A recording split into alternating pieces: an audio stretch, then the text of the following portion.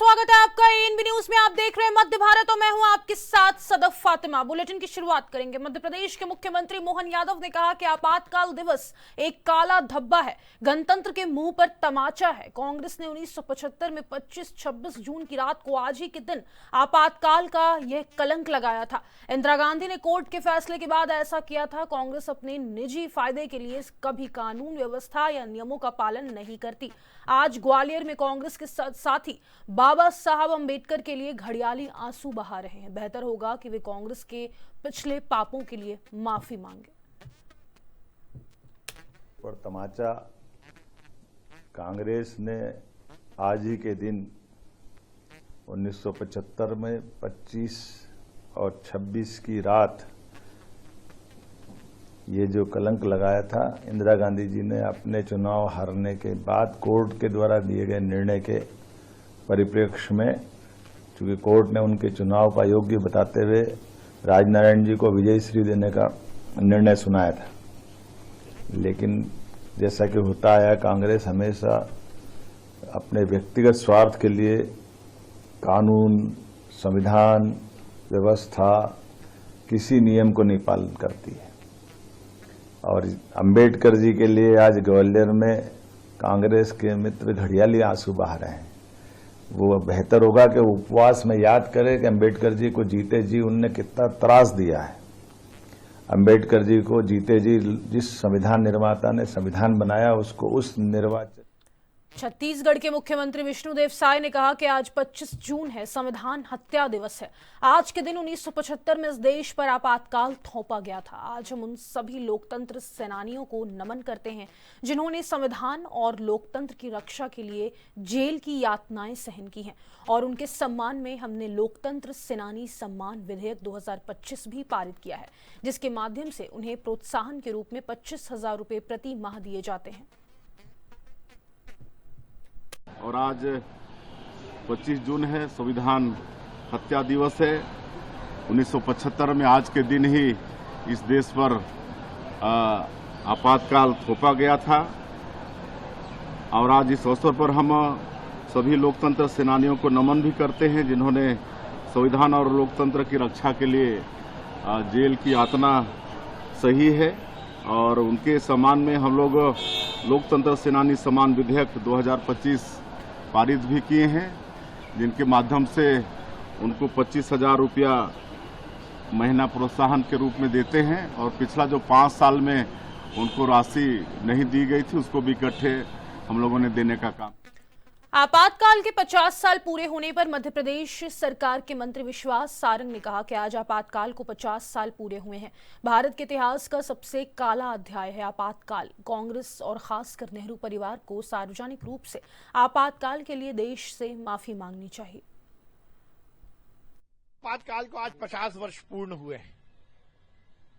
भारत के इतिहास का सबसे काला अध्याय है आपातकाल।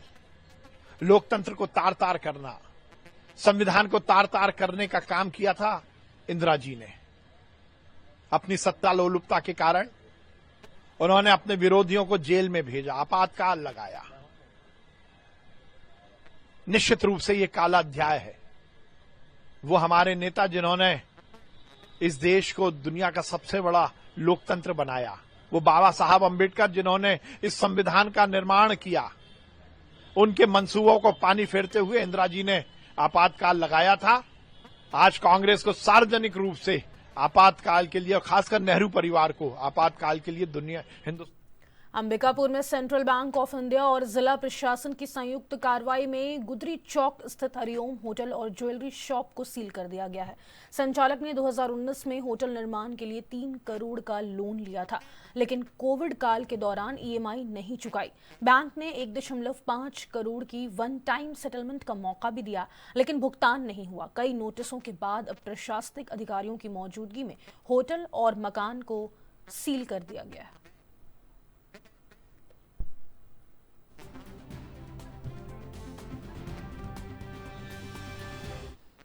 गरियाबंद में शिक्षा विभाग पर युक्तिकरण में नियमों का पालन नहीं करने का आरोप लगातार लग रहा है। इसी बीच देवभोग शाला प्रवेश उत्सव में पहुंचे क्षेत्रीय विधायक जनक ध्रुव ने भी प्रक्रिया में भारी गड़बड़ी करने का आरोप लगाया है। जनक ध्रुव ने कहा कि नियमों को ताक में रखकर किए गए प्रक्रिया में शिक्षक मानसिक रूप से परेशान हैं। ऐसे में अध्यापन भी प्रभावित होगा।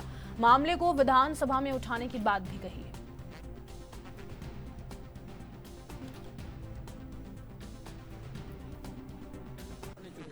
क्या ऐसा आपने देखा है इस तरह से गड़बड़ी की गई? देखिए, शिक्षा विभाग को जिस प्रकार से स्वतंत्र रूप से छोड़ना चाहिए, उससे मानसिक स्थिति शिक्षकों का ठीक रहता है। अभी थोड़ा सा युक्ति के कारण से जो मना स्थिति है शिक्षक विभाग में, उन लोगों का थोड़ा सा मानसिक स्थिति ठीक नहीं रहा, क्योंकि वहाँ पे जिस प्रकार से युक्तिकरण किया गया है जो होना नहीं चाहिए था, जबकि भर्ती होना चाहिए था। युक्तिकरण से आप क्या कहना चाहेंगे?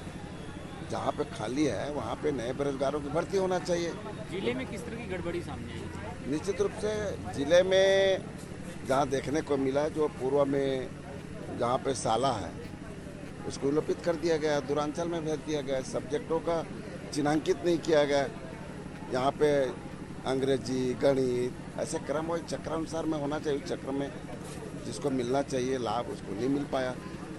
इससे कहीं ज़्यादा तो और दूसरे जिलों में हुआ है, और उस त्रुटियों को सुधारने में लगे हैं अधिकारी, और इसी कारण से आगामी दिन सत्र में है? और सत्र में इस बात को प्रमुखता से रखेंगे। और हमारा तो कहना यही है कि शिक्षा विभाग में तो कम से कम शिक्षकों के साथ इस प्रकार सा व्यवहार न करें, ताकि उनका मना स्थिति ठीक बना रहे। और भविष्य के जो रत्न गढ़ते हैं, ऐसे लोगों के साथ इस प्रकार करके तो पढ़ाई में उनका मन पढ़ाने। गरियाबंद के फिंगेश्वर में शिक्षा विभाग की बड़ी मनमानी सामने आई है। रोहेना गांव का प्राथमिक स्कूल शिक्षक की कमी से जूझ रहा है।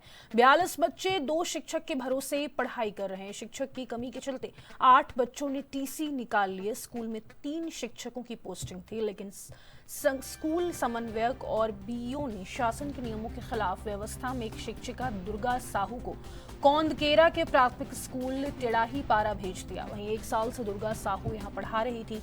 पड़ताल के बाद टेढ़ाही पारा स्कूल के प्रधान पाठक ने आनन फानन में कार्य मुक्त किया, जिससे शिक्षा विभाग की मनमानी उजागर होती।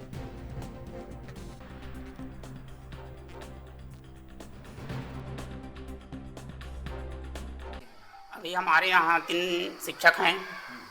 एक अध्यापन व्यवस्था में चले गए हैं टेढ़ाही पारा कौंदकेरा। अभी वर्तमान में 2 शिक्षक हैं। व्यवस्था में गए हैं वो? जी। और अभी कितने बच्चे हैं? अभी 42 बच्चे हैं। जी। कुल कितने बच्चे थे? कुल बच्चे थे 50। हाँ, बाकी 8 बच्चे टीसी लेकर चले गए। सर, मैं अकेली थी तो शिक्षक की कमी के कारण मैं अपने सहयोग के लिए रखी थी, और समन्वयक सर और बीओ सर के आदेश के अनुसार रखी थी सर। कब से बचे थे? अभी 17 से, मतलब पिछले 17 से आई थी, 24-25 से। शिक्षक को जी सर, मैं किसी मामले में नहीं पढ़ना चाहती हूँ सर। जो शासन का आदेश नियमानुसार है, मैं उसके तहत ही चलना चाहती हूँ। मैं कोई राजनीति पॉइंट इधर उधर का कुछ मैं नहीं चाहती हूँ सर। मैं शासन के आदेशानुसार काम भी करना चाहती हूँ सर। शिक्षिका को व्यवस्था में रखकर उसको छोड़ने के लिए कैसे करेंगे? मैं रिलीव कर देती हूँ सर, उसमें कोई टेंशन नहीं है। मेरे को जो काम करना है। जनांदगांव जिला के नगरपालिका डोंगरगढ़ में भ्रष्टाचार का एक चौंका देने वाला मामला सामने आया है, जहां एक भवन के संधारण काम के लिए 14,83,000 रुपए अधोसंरचना मद की राशि का बंदरबाट जिस प्रकार से हुआ, जिसमें प्राक्कलन अनुसार भवन का टूट-फूट मरम्मत, दरवाजा, खिड़की, रेलिंग, टाइल, टॉयलेट, पानी, बिजली के काम, पट्टी के साथ पेंटिंग कार्य किया जाना था, जिसमें ठेकेदार ने बड़े चालाकी से बाहर की पुताई कर सारा पैसा निकाल लिया।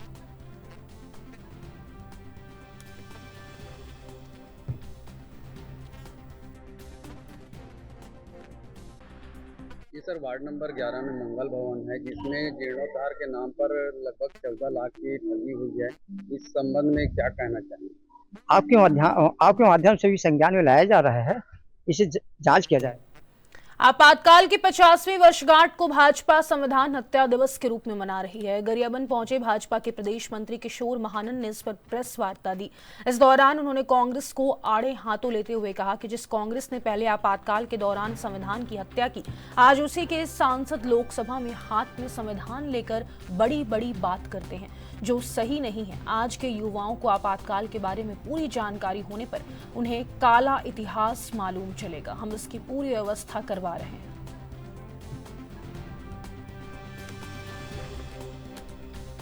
तो 6 वर्ष के लिए उनको पाबंदी लगाई गई। लेकिन इंदिरा गांधी ने अपनी साख बचाने के लिए संविधान का दुरुपयोग करते हुए आपातकाल लगाया और 26 जून 1975 को पूरे देश को आपातकाल में झोंक दिया।